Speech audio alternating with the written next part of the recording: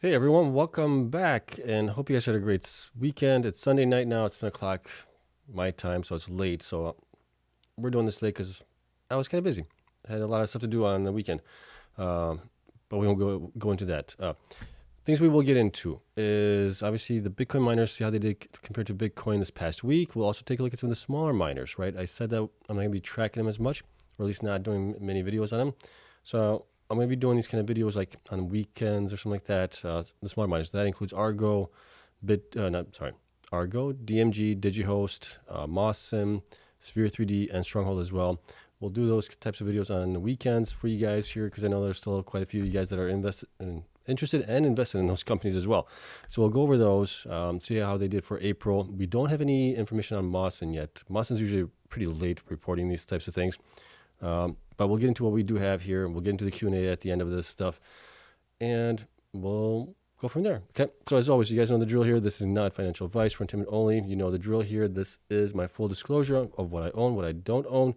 And obviously, I'm not getting paid by any public Bitcoin miners here. If you enjoy this type of content, please hit the like button. It helps me out tremendously. Subscribe as well, so that way you guys get notified of when I do new videos. And all these videos that I do are live now, so that obviously gives you guys a chance to converse with me as well, ask some questions here. So let's get into the what's going on here with Bitcoin and some of the Bitcoin charts that we're seeing here.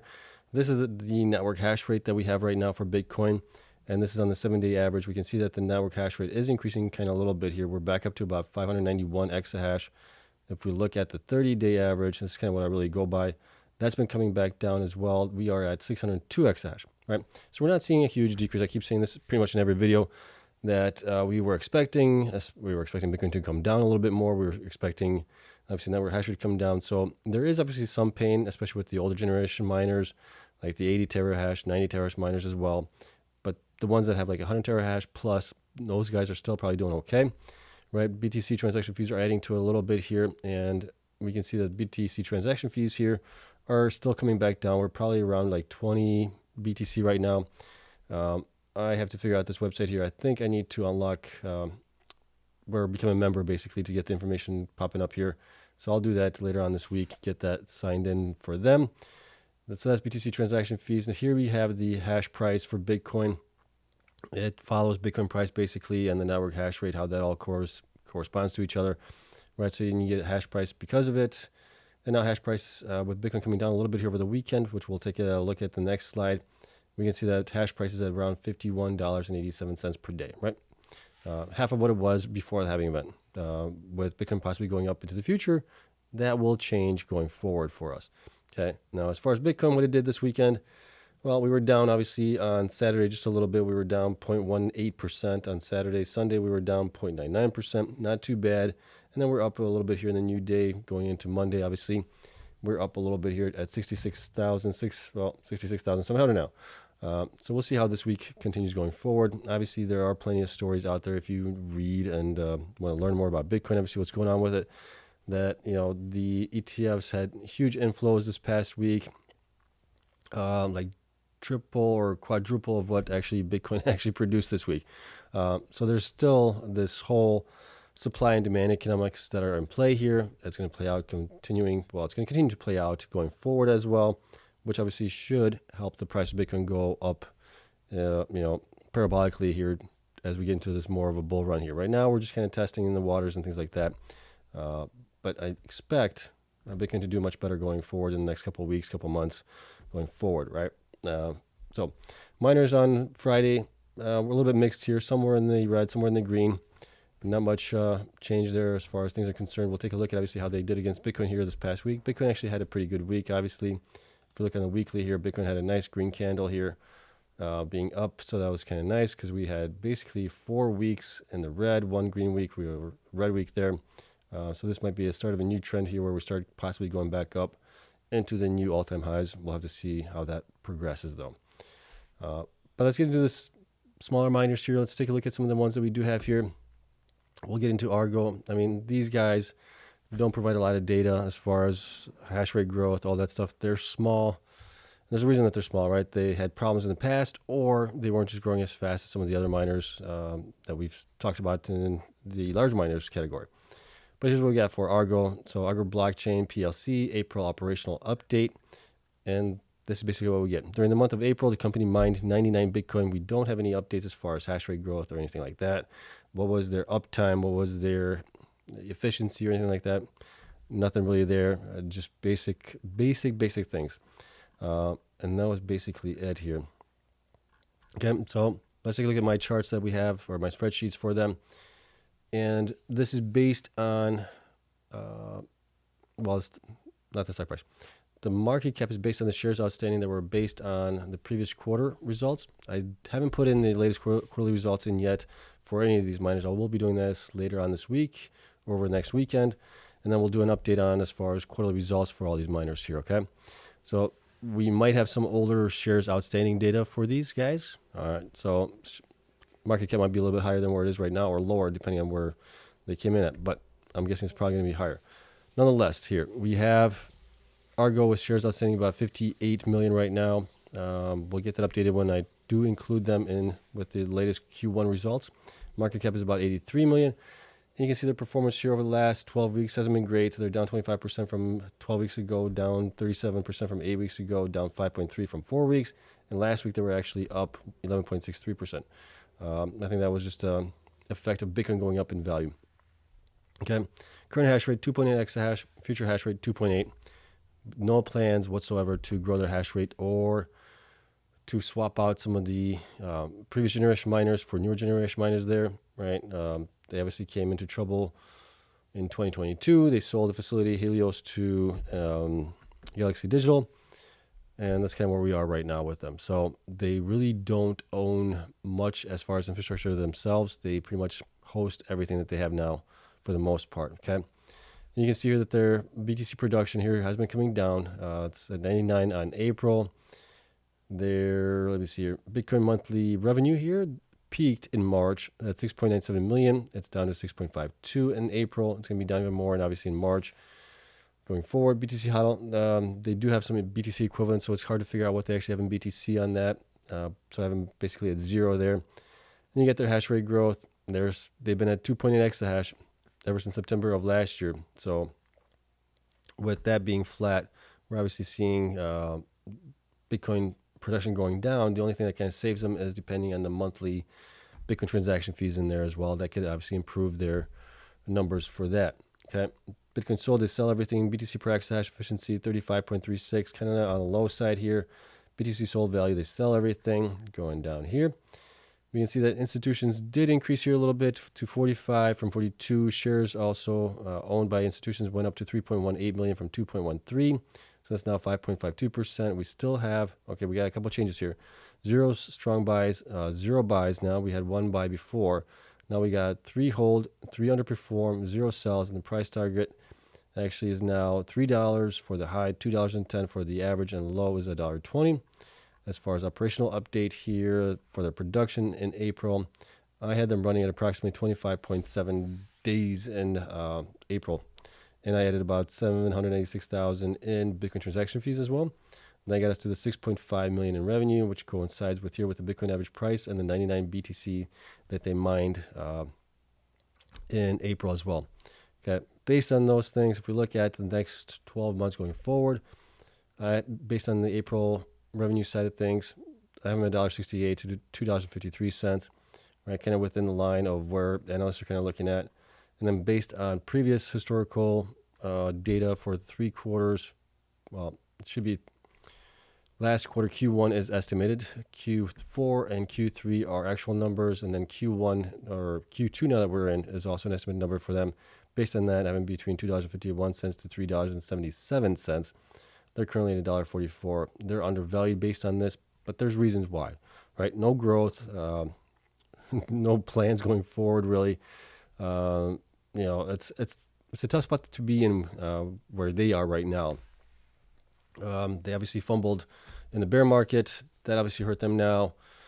I don't know how they will possibly get out of this. It will be interesting to see how they do get out of this, if they can get out of this. The bad thing is they don't hold any infrastructure. So basically, if the company goes out of business at this point, you're basically looking at just the assets that they have, which are, let me see here, the miners that they do have here are, well, they don't have any of those. I'm guessing they're probably not running the 65 terahash miners anymore. I probably should have taken those out by now. But they probably are still maybe running the 95 terahash miners, the 100 terahash, and the 105 terahash as well on those things. So that's basically the assets that they have right now on that. And then once we get obviously Q4 for them, which obviously would be the end of the fiscal year for them as well, we would get some more data on them to see as far as what are their capital expenditures, right, for SG&A, other things as well, and what would they actually need monthly to be generating to see if they could actually sustain this at this current level with Bitcoin being past the halving event. Okay, so that's it for Argo. Let's get into the next one here. And then you guys can obviously ask questions towards the end. If you have any on Argo, I'll be happy to answer.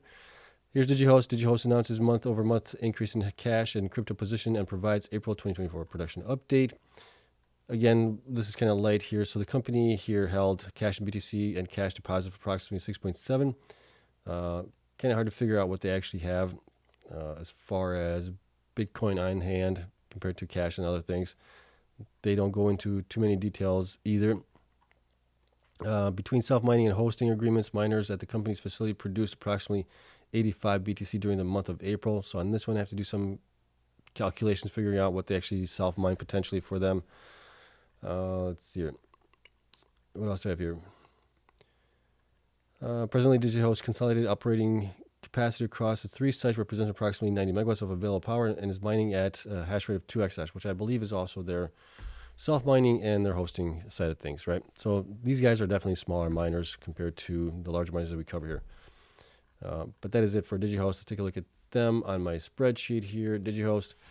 So 28 million roughly shares outstanding, market cap 41 million, right? Their performance over the last 12 weeks has been meh, I guess you could say. 17% down from 12 weeks ago, 16 from 8 weeks ago. They're up 2.9 from 4 weeks ago, and then from 1 week ago, they're up 5.19%. Current hash rate 1.2. This is based on self-mining, right? That I'm trying to figure out, and that's basically fully installed here by what I can gather. Their BTC production has been coming down here every single month since October of last year, right? If you're not seeing growth, obviously that's going to be having an impact on it. BTC mined revenue has been kind of increasing here, but obviously decreasing now as well. It all depends on where Bitcoin goes forward for them. Their BTC HODL, I'm guessing it's still 19. I haven't had 19 for over a while here. So probably need to get that updated with maybe the quarterly results when we get those. Hash rate, you can see here 1.2 exahash for their self-mining. They're pretty much fully installed ever since December at that point. BTC sold, they pretty much sell everything. BTC per exahash, 46.35. Actually pretty efficient here as far as miner is concerned. BTC sold value, sold everything there. Institution side of things, we got 28 institutions, so that's a little bit of an increase. Same with shares outstanding, or shares owned by institutions, 3.27 million. And percentage went up to 11.15. We still have only 1 buy rating. Price target's still the same. It looks like $2.50 across the board. Miners, as far as April is concerned, had them mining at about 30 days or so. And I had to add in quite a bit of Bitcoin transaction fees into it to make it all make sense. And then these are the joint venture, the hosting part of things that they are doing as well. And that's kind of how I calculated the BTC mined here was 57.9 for them, which gave me about 3.81 million in revenue. Okay, so that's kind of where we're looking at that. Their machines here, they've got 90 terahash miners as well. And the rest are pretty much 110, 102 exahash, 102 terahash miners. So those are still okay, but it would be nice to see them obviously get some newer machines in there as well. Swap those out eventually, possibly going forward. Going back up here, looking at the next 12 months from April numbers for revenue side of things, I'm looking at them to be about $1.98 to $2.97. Analysts are thinking $2.50, right in line with that. If we look at the last 3 quarters, one might be estimated, and the current quarter, which is estimated as well, I'm looking at 271 to 407. They're currently $1.42. Based on this, it would be undervalued, but there's other things that are contributing to this undervaluation, which is obviously not real attractive growth going forward. Good operations, but not a lot of growth going forward, so that's obviously a concern there. And then we'll obviously take a look at the quarterly results when they do report those to see where do the costs come in at and what do they actually need to generate as far as revenue in order to stay afloat. Okay, so that's it on Digihost. Let's get on DMG here really quick. So DMG mined 39 Bitcoin with 0.92 exahash realized hash rate. DMG's Bitcoin balance as of April 30th was 467 BTC, so that's actually pretty good there. They at least have some HODL there. To maximize its profitability post-halving, which occurred April 19th, DMG has improved its legacy fleet efficiency via software from 28.4 joules terahash to approximately 26 joules per terahash, with a commensurate reduction in hash rate from 1 exahash to approximately 0.85. So basically, they're underclocking these machines right now in order to make them a little bit more efficient after the halving event. This was a major contributor to the reduction in the hash rate in April versus the prior month. Additionally, DMG has installed the first of its ordered 4,550 units of new Bitmain T21 miners, which when fully installed and operating are expected to generate 0.86 exahash with a miner efficiency of 19 joules per terahash. The company still expects to have its T21 fleet fully installed and operating in the current quarter. The installed T21 contributions to April's overall hash rate was de minimis, so they didn't install that many of them based on this that I can gather. So I didn't even include them in the April numbers for them. So this is actually pretty good here. The DMG is still growing and they're getting some of the better generation miners here. So for that, I think DMG probably kind of stands out from the rest of these guys here a little bit right now. Let's go to DMG here really quick. And DMG here, we can see about 168 million shares outstanding, market cap 65 million. Performance is kind of similar to the other guys as well. They're up to 1.3% from 12 weeks ago, down 11% from 8 weeks ago. 4 weeks, they're up 2.7%. And then last week, they were actually down 2.28%. Current hash rate 1.2. Their future hash rate is going to be about 2 exahash if they install the T21 miners and keep the older generation miners as well. That's kind of what they would get. But since they're underclocking some of the older generation, we're looking at probably 2 exahash because this looks like it might be about 2.1 here. Okay, so that's kind of what we're looking there. BTC HODL 467, so that's valued about 29 million. So they do have a pretty good, sizable HODL position for the size of the company that they are, which is obviously nice to see there. BTC production has been coming down here. It's about half of what it was back in December for them, right? With the network hash rate going up and not much increases in hash rate, that's going to be the effect of that. Month difference as far as BTC production. BTC HODL has been kind of steady here, right around the 460s, 450s range, more or less. Has obviously come down from May of last year. BTC production or BTC per exahash has come down 32.48. Not sure what happened this month for them. I'm guessing it's obviously the underclocking and maybe some curtailment there as well. BTC sold, they only sold 18 compared to it. And you can see here, obviously, hash rate 1.2 exahash. They've been stuck there since September of last year. And the revenues, their best month, like a lot of miners had, was in March, 3.37 million. They're down to 2.57 million here. Hash rate difference, obviously not much growth there. And I probably should have updated this because this is for March here. And let's do that right now before I forget.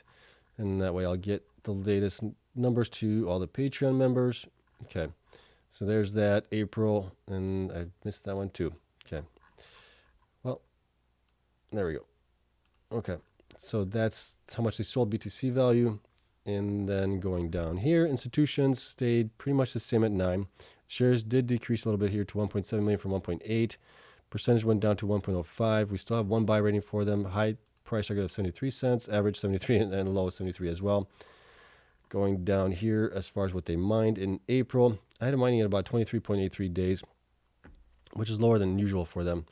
So they possibly get some energy credits as well or something like that. But I had them added about 406,000 in Canadian dollars for Bitcoin transaction fees, and then I converted over to USD.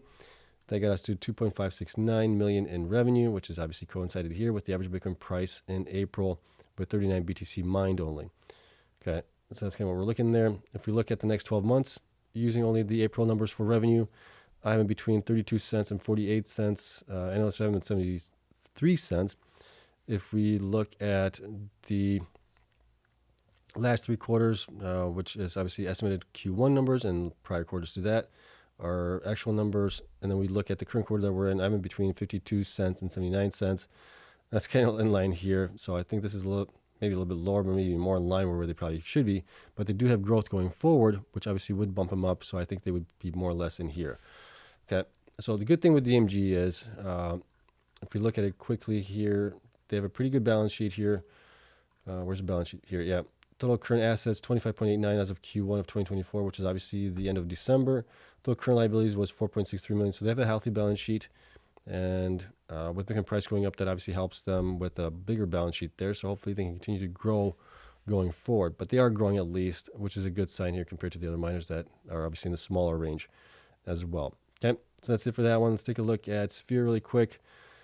Let's see here, strategy update. We'll get into that. Here we go. So Sphere only mined 29.9 Bitcoin were mined in April 2024. Month-end operating hash rate was 0.9 exahash. This reduction was primarily due to machines in transit at month-end, as well as operational issues at 2 hosting sites. That's obviously not good. I think they have I think it's 1.2 exahash. We'll take a look at it here in a second, right? But strategic update here. First, we plan to focus on organic growth through a fleet refresh and then the addition of more exahash. We believe that a pivotal step in this direction is our recent partnership with Sunnyside Digital. We expect Sunnyside Digital to assist us in divesting a significant portion of our older generation fleet while acquiring next generation miners to bolster efficiency. We expect that the increase in the price of Bitcoin over the past few months will allow us to take machines offline and replace them with later generation machines starting in the second quarter of 2024 and continuing in a phased approach over the remainder of the year. That might be a little tough for them. They're going to have to either dilute. I don't know how they're going to be able to dilute. I don't think they can do an ATM. They're going to probably have to do what is that called? A shelf offering, potentially. They're in the same spot as some of these other smaller miners are in the same spot. So it's tough for them. Second, we plan to grow through strategic M&As. We are actively pursuing M&A opportunities with an eye toward enhancing shareholder value. Our criteria prioritizes targets with a secure vertical integration, which we expect to result in long-term low mining costs. These potential strategic transactions are part of our broader M&A strategy of securing robust long-term infrastructure solutions with a focus on vertical integration opportunities. So again, here, they're kind of going in the same direction as Griffin is. Right, they're looking for strategic M&As where they're looking maybe at private miners that are maybe in a little bit of a herd situation right now, right, with the halving event, where they could potentially join Griffin or Sphere 3D here to bolster, to get access to liquidity, to markets and things like that. That way, potentially, instead of being bought out by larger miners, which would just kind of swallow them up. At that point, but yeah, it's kind of what I'm seeing here, at least based on what I just read here. Okay, so Sphere 3D, if we look at them really quick, 14.3 million shares outstanding, right? Stock price or market cap is at 14 million. I don't know how they're going to be able to grow, and we'll take a look at their balance sheet here in a second from the last quarterly results. But we'll dive into some of the quarterly results as well later on next week, potentially. But you can see their performance over the last 12 weeks hasn't been great. Last week, they were actually up 20%. But prior to that, 12 weeks ago, they're down 47%. 8 weeks, they're down 49%. 4 weeks, they're down 4.6%. Right, so that's not good. Current hash rate, 1.2. Future hash rate was supposed to be 1.8 exahash. Not sure what happened there. If they sold some of the machines that they had there already, instead of getting to 1.8, they sold those and only are at 1.2, which might be the possibility there. And then you can see their BTC production here. I mean, it is way down.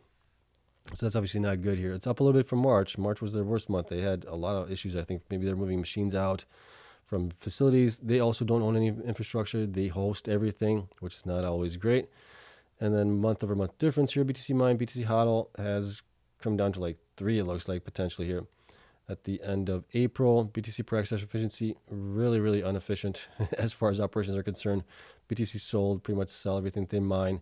Hash rate, yeah, you can see here they were 1.3 from August through December, and then it looks like they maybe sold off something through in January, and maybe they sold off the rest of the 600 petahash that would have gotten them to 1.8 exahash potentially. BTC mine revenue peaked in December with 3.13, and it's been falling down. So up a little bit here in April, with April obviously having the halving event, but Bitcoin did kind of go up a little bit there as well, or actually come down. But maybe the transaction fees helped them out more so. BTC sold value, what they sold, going down here really quick. Institutions did decrease here to 25 shares, decreased also to 700,000. The percentage decreased to 3.82. We still have only one buy rating for them. And price targets went down to $4 now across the board. Going down here as far as what they mined here, you can see here in March, they were operating about like 13.46 days out of the month here. Based on that, April was a little bit better, 20.67, still not that great. So with their older fleet, right, with them not being that efficient anymore, depending on what the power cost that they get, if they're like 6.5 cents or something like that, there might be times where they're probably curtailing, shutting off mines because it may not be profitable for them at that point. So maybe that's part of the reason there. But that's what we got going up here as far as revenue side of things. If we use April's numbers times 12 months, I'm between $2.23 to $3.34, kind of close to what the analysts are thinking here. If we use the 12 months or the 3 quarters prior and the current quarter, which is estimated, obviously, I'm looking at $4.21 to $6.31, and I think that's kind of actually generous for them. Maybe a little too generous. But they're at $1.03 right now. The reason they are where they are right now is because there's no really definitive news as far as mines being purchased, growth going forward, things like that. They have plans to grow organically through M&As and change out their fleet. But how are they going to do that, especially if we look at their balance sheet here? They only had, at the end of Q4, $13.5 million and $5.3 million in current liabilities. In total, you're looking at, approximately $10 million, maybe, that might be investable. And that was at the end of Q4. We're in a different situation now after the halving event, where that is going to probably be used up for operations and things like that to pay people to try and stay alive a little bit more while this obviously goes through. I think, a lot of these miners are banking on Bitcoin going up much higher, much faster to possibly save them in this current bull run that we're having. Okay, so that's it for Sphere. Stronghold, really quick as well. Stronghold didn't report too much during April 2024. Stronghold mined 155 Bitcoin, and then Stronghold generated an estimated 9.4 million of revenue in April. I have them a little bit higher than that. I have them at like 10.2. Not sure how they got to 9.4. I know that they also host some machines. Excuse me. By using the basic or the average Bitcoin price for the month of April, multiplying it times the 155 Bitcoin, I get like 10.2. So I don't know if they sold at the wrong times or what happened there, but they're saying 9.4. Not sure what's going on there. Okay, so let's take a look at Stronghold really quick, and then we'll look at the miners that compared to Bitcoin for the last week. Stronghold has about 11.9 million shares outstanding, market cap 32 million, also pretty small miner, right? Performance for the last 12 weeks hasn't been great. I mean, you can see it's all red. I'm not going to get into it. 4.7 exahash right now. They're at 4.7. Not much growth going forward. Production has been coming down as well. Bitcoin mined revenue has increased, obviously, which is nice, but Bitcoin price going up and the transaction fees going up. Their best month was in March of this year. Then they're down again here. And you can see their hash rate difference or hash rate growth and difference. They have increased, obviously, a little bit here in February, March. In February, and then everything else stayed the same. So there was a little bit of growth there. BTC sold. They pretty much sell everything that they mine. BTC per exahash, that's down to 33 now. So definitely not very efficient there. Other metrics. What else do we have here? Institutions. Institutions did go down to 52, but shares actually went up to 2.3 million, and same with percentage to 17.78. We still have one strong buy rating, one buy rating, one hold rating, 0 underperforms, 0 sells. Price targets are still 8.50 for the high, 7.17 for the average, which actually came down, and low came down to $6 from 7 as well. Going down here as far as the miners, these are the ones that I think are actually the ones that they host. I'm still trying to find some information on that, but here's what we have here. So I have them basically combined everything. You're looking at 10.2 million for their self-mining. I got them at 8.29, so maybe there's some other revenue streams that they're counting in there as well for maybe their self-mining. It's hard to tell sometimes with these miners, especially the smaller miners. They're not as generous with data and information as some of the other larger miners are, I guess you could say. Okay, but based on that, looking at the next 12 months using the April numbers for revenue, I'm looking at $5.13 to $7.70. Obviously not much growth there. That's kind of coincides with what the analysts are looking at there. If we look at the last 3 quarters, including the Q1 numbers, which are estimated, and the current quarter that we're in, Q2, estimated as well, having between $7.48 to $11.22. They're at 271, but there's reasons why they are where they are, and that's mainly because total current assets is at 17.65 at the end of Q4. Current liabilities was 35 million, right? So they're upside down on that, and I think that's the main reason there. And just their overhead has been pretty bad over the last couple of quarters, which doesn't bode well for them. Okay, so that is it on those. Okay, let me know what you guys think of that. Obviously, let's get into the weekly here really quick, and we'll get into the Q&A side of things as well.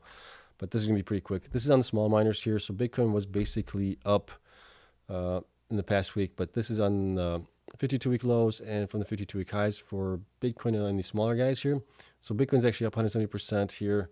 Mawson is kind of the closest to them all. Mawson's up 144%. I think Mawson maybe being viewed more of a strategic buyout candidate, maybe by some of the miners here that are bigger than them, because they do actually own some infrastructure. They do have hosting, but they do have older machines, which is obviously unfortunate. And that's kind of maybe why they're providing late data on production updates, unfortunately. But DMG is up 130% roughly from its 52-week lows, and you got Sphere up only 80%, Digihost up 73%, Argo only 56%. So these guys are obviously underperforming Bitcoin by quite a bit. And then Mawson is 76% away from its 52-week highs, right? Mawson ran up quite a bit actually in the last 52 weeks, or if you go back a couple of months, actually like 3 months or something like that. It was like one of the best performing stocks out there for absolutely no reason other than maybe as a buyout candidate for it. Okay, Sphere, same thing, is down 74% from its 52-week highs, and along with Argo, and then DMG is only down 33%, and along with Digihost, 44%. And here's the weekly performance for the miners here compared to Bitcoin. Sphere was up 20%, Argo was up 12%, so they actually outperformed Bitcoin last week. Bitcoin was up 10%, Digihost only up 5%, Mawson was up 3%, DMG was down 2%, and Stronghold was actually down 4% on that one. Okay, so those are the small miners there. Let's get into the large miners now. We'll cover those guys a little bit more detail. But here's what we had here. So from 52-week lows, obviously, CleanSpark has outperformed everybody here recently. Marathon is kind of inking its way back up a little bit here. It's now outperformed Bitcoin here. Bitcoin's 170% up. Marathon's up 171%. Last week when we did this, I think TeraWolf was actually ahead of Marathon as far as percentage gain, but it's come back down 119. And I think the reason for that is mainly because of TeraWolf's growth plans this year are not as large compared to some of the other miners, right? So that I think kind of took some of the steam away from them. Iris up 115% here. I would expect Iris to do much better going forward, especially with their growth plans this year. Bitdeer up only 106. Bitfarms 90%. I expect them to do much better going forward as well. There's been a lot of FUD with Bitfarms. Cypher 79%. Hut 8 48%. Core down up 41%. Sorry, from 52-week lows, and then Riot's up 29%. BitDigital is up 23%, and Hive only up about 12% as well. Right. Hive is a surprise for me that they're not really getting the love that they, I think, probably should deserve. Right. They're very efficient, and their growth plans forward are not that great. So I think that's kind of what's kind of dinging them a little bit on that. And then you can obviously see how far away the miners are from the 52-week highs here. And then when we look at the performance over the last week, we know obviously Bitcoin's up 10%. So Marathon, Hut 8, and Iris actually outperformed Bitcoin here. Iris being the leader here in the past week. And then all of these guys down below here underperformed Bitcoin as well. If you look at the 4 weeks, we got Bitcoin up being 5%. So we have only Iris being up 9% and Core being up 6%, outperforming Bitcoin. Everybody else underperformed. Looking at 8 weeks, at that point, you got Bitcoin being down 4%.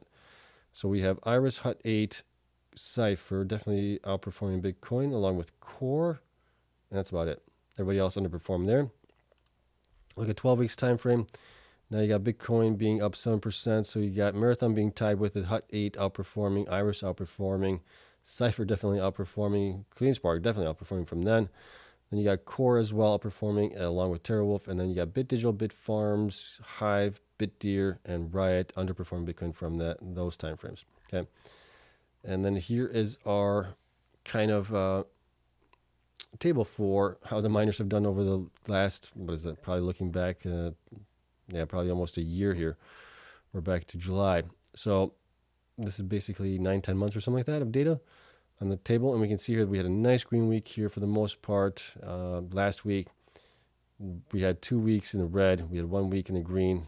So it's kind of nice to keep track of that, how things perform here. And I expect actually for Bitcoin to possibly do pretty well this week, depending on where things go with everything. But I think just the adoption and everything else is getting better on it. So yeah, that's basically it. That's what I wanted to cover with you guys. Let's get into the Q&A side of things here, see if you guys have any questions, and then we'll call it pretty much a day here. So Q&A, okay. There's that. Let me get over to my side as well so you can see your guys' questions if you have any. And we'll start the new week. Obviously, tomorrow's Monday. So I'm surprised how quickly the weekends always go by.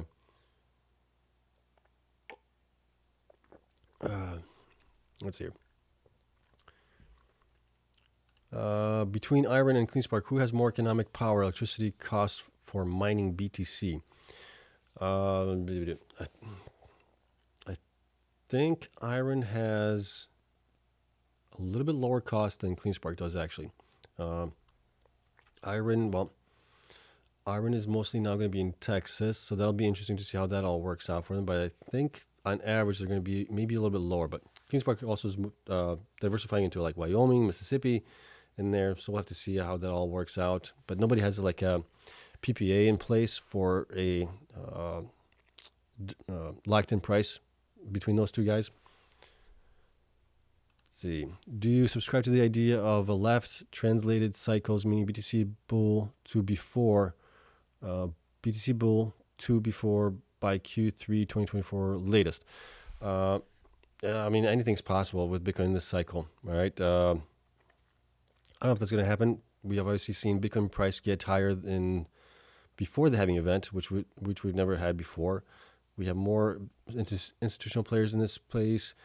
Could it be the opposite? Could it be a much slower grind up with Bitcoin, but it could be a continuation for, instead of 12 to 18 months, it could be 36 months, 48 months going forward because of this spot Bitcoin ETFs and everything else. I just don't know. We'll have to keep an eye on and see where things go. I mean, we're already seeing a little bit of a different dynamic as well. We're only seeing like 17 to 23% dips in Bitcoin, right, for little corrections that we're seeing here. That's different from the last cycles as well. There's just a lot of things that are different this cycle than we had prior cycles. Let's see. If you were to start buying miners this week, what your top 3 buys would be? If I had to buy this, okay. I would say probably Iron, Bitfarms, and maybe Cores. If we're looking at possibly the most upside potential, I think that's kind of where you might see it. I think Marathon's going to do very well. Riot's going to do very well if they can fix both of them, those companies, if they can fix their issues. CleanSpark is going to do very well, right? They're getting to 50x. Actually, there's a lot of growth there, and those guys are kind of getting the multiples, higher multiples now than some of the other miners like Bitfarms, Iron, and Core. Obviously, Core just got a bankruptcy this year, so that's hanging over their head right now. I think, given time, I think the stock will do very well. But basically, I'm looking for companies that are growing their hash rate, right? Good operations and growth, hash rate growth going forward is pretty good. We've seen, obviously, Iron beaten down a little bit because they weren't, in the past, at least providing quarterly results. They don't have a hodl position as well, right? That might have been kind of stymieing the stock a little bit as well. And then Bitfarms, we had just a lot of flood. Paraguay, the CEO thing, Canada taxes, everything else. So that's kind of keeping the stock down. I think those things all work out. I think those guys might actually, from now till next 12 to 18 months, might multiple X, X multiple better than maybe some of the bigger miners right now, which those guys still can do 5 to 10X depending where Bitcoin goes, right? But these guys might actually do a little bit better. Is there any connection with the new land CleanSpark bought in the Chinese state? No, I think they're different sites.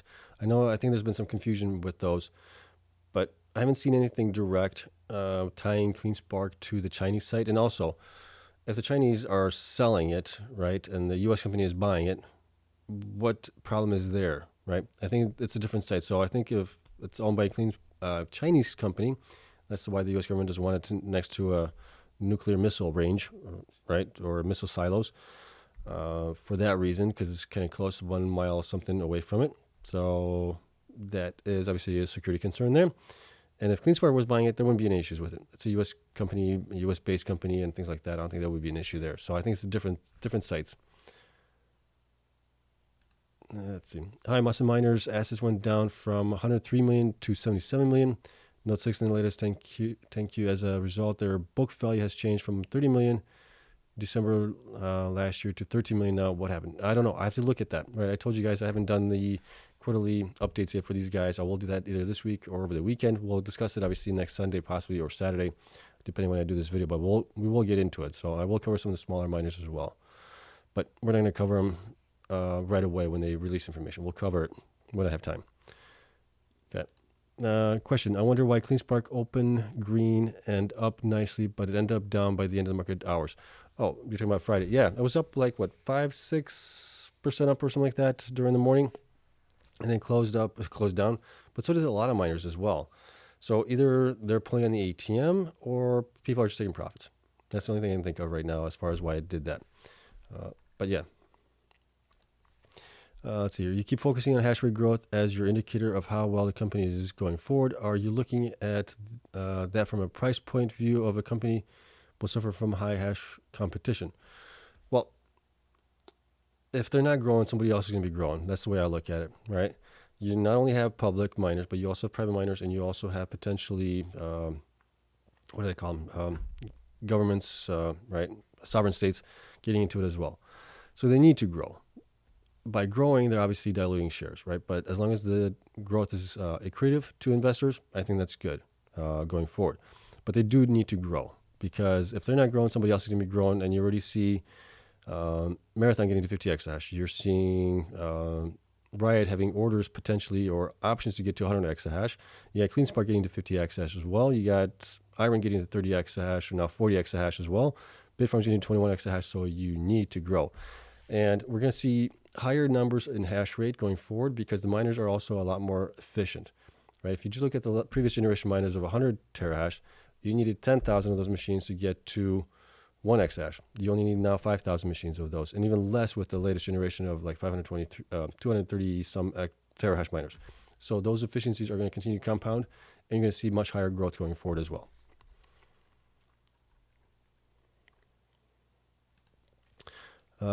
If so, what happens to Wolf if they prefer not to grow as aggressive as other companies, but their energy efficiency is one of the top? Again, right, if you're not growing, the only thing that's going to really save, not really save them, I'm just saying in general, any miner that's not growing, the only thing that's going to save them is basically Bitcoin price going up in value, right? That if it grows higher than the network hash rate, that will be obviously a positive for those companies that are not growing. But when we do possibly flip back over into the bear market, that's not going to be a really good thing for them, right, going forward.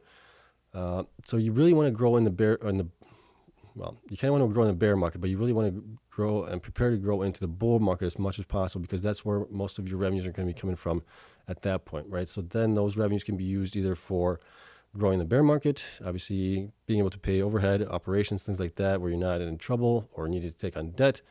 And that obviously helps your valuation and stock price. Because we're seeing that. You're seeing that also in like Hut 8. Hut 8 has a huge HODL position, but their operations kind of are not the greatest, right?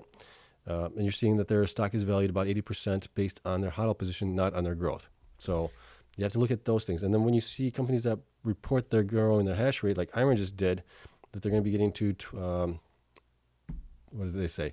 20 exahash by the end of Q3, 30 exahash by the end of Q4, and then they're going to get to 40 exahash potentially by sometime in like Q1 or Q2 of 2025, right?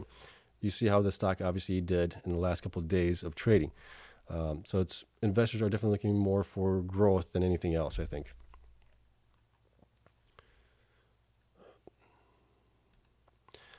Sorry, in late tonight, did you discuss the property CleanSpark contracted on? It appears they are under a STD due diligence period with an escape clause. Any further info, thoughts? No, I haven't seen anything on that. I think some people are getting confused with the Chinese site that's in Wyoming as well. That's close to a missile silo. I think they're two different sites as far as I can tell right now, at least. I'm not 100% certain on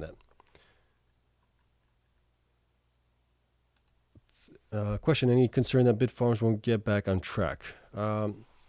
Not right now. I need to see them where they are in May, right? In May, they said they're going to be getting to 10 exahash, and then in June, they're going to be getting to 12 exahash. If they can do that, or at least get close, right? If they can get to like, in May, get to 9 something exahash, right? I think that's pretty good growth here from where they are right now. It's 7 exahash, I believe. So that's kind of what I'm looking at, right? And then if they can get to 21 exahash, obviously by the end of the year, if they can get to 12 exahash or close to that by June, I think 21 exahash by the end of the year is definitely going to be doable for them. Obviously, we need to get a new CEO in place as well, see where he takes the direction of the company as well. But I'm guessing it's going to be for more growth as well. We got Ben in there as well. So as long as Ben is still operating, behind the scenes, operating the installation of the miners, the growth, everything else, and that I'm pretty, I would say, pretty happy. I mean, I could be happier with it without the CEO FUD news and the Paraguay FUD and all that stuff, but I'm still holding obviously to my shares that I have currently. What are your thoughts about miners entering in derivative contracts and selling covered calls? That is above my knowledge on that. If they can do that where nothing's 100% safe. But if they can do that in a way that, oh gosh, yeah, you're talking about risk. So it's on them, obviously. If they can minimize the risk, might be okay if they can obviously have an upside with it, but obviously the downside might be even worse. So I think they're kind of feeling around with it a little bit right now. I don't think they have anything concrete. They're just kind of testing the waters, I guess you could say, on it.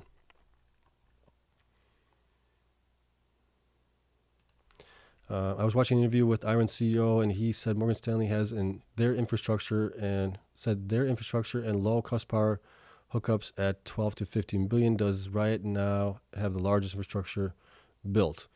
Sorry,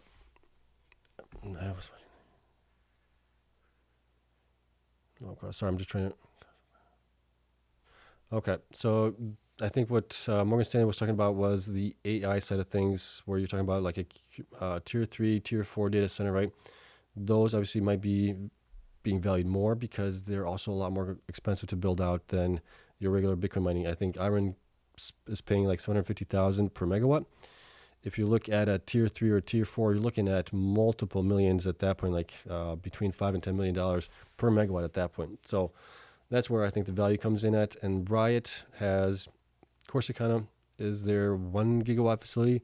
I believe I read or heard in that same interview with Iron, with Dan, where he said that they have possibly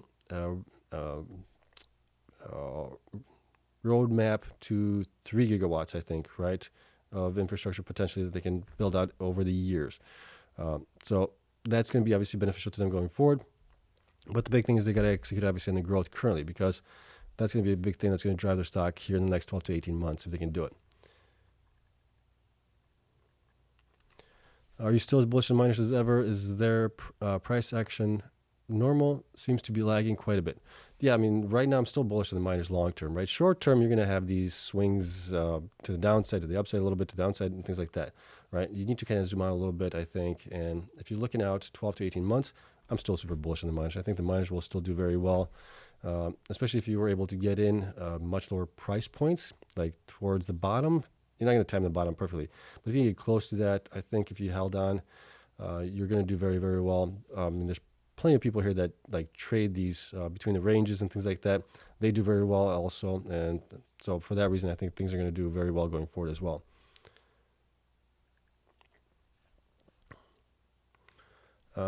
Hello, sir. What are your potential price targets for DMG and Sphere 3D by the end of the year if BTC goes past 100,000?